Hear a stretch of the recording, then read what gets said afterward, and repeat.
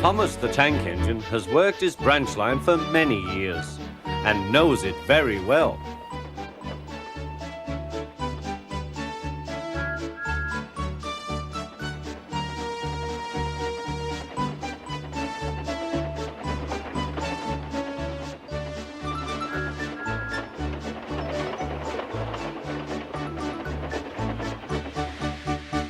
You know just where to stop, Thomas, laughed his driver.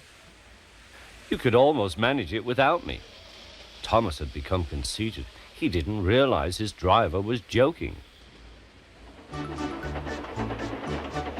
Later, he boasted to the others. Driver says I don't need him now. Don't be so daft, snorted Percy. I'd never go without my driver, said Toby earnestly. I'd be frightened. Huh, boasted Thomas. I'm not scared. You'd never dare.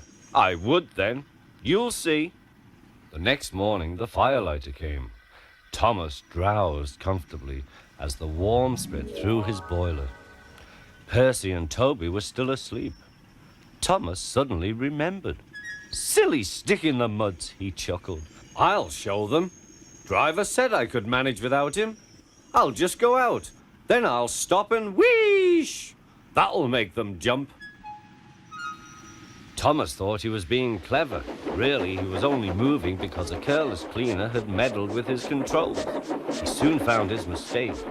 He tried to wheesh, but he couldn't. He tried to stop, but he couldn't. He just kept rolling along. He didn't dare look at what was coming next. There was the Stationmaster's house. The Stationmaster was about to have breakfast. Horrors! Cried Thomas, and shut his eyes. The house rocked. Broken glass tinkled. Plaster was everywhere. Thomas had collected a bush on his travels. He peered into the room through its leaves. He couldn't speak. The Stationmaster was furious. His wife picked up her plate. You miserable engine, she scolded. Just look what you've done to our breakfast. Now I shall have to cook some more. She banged the door. More plaster fell. This time, it fell on Thomas. Thomas felt depressed. Workmen propped up the house with strong poles and laid rails through the garden. Meanwhile, Donald and Douglas arrived.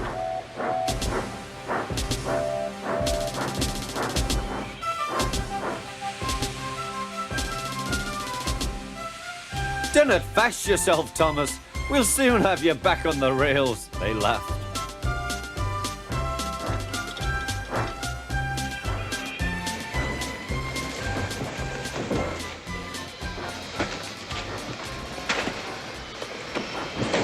Donald and Douglas, puffing hard, managed to haul Thomas back to safety.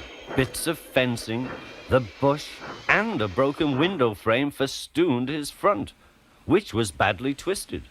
The twins laughed and left him. Thomas was in disgrace. There was worse to come. You are a very naughty engine. I know, sir. I'm sorry, sir. Thomas's voice was muffled behind his bush. You must go to the works and have your front mended. It will be a long job. Yes, sir. Meanwhile, a diesel rail car will do your work. The diesel, sir? Thomas spluttered. Yes, Thomas. Diesels always stay in their sheds till they are wanted. Diesels never gallivant off to breakfast in Stationmasters' houses.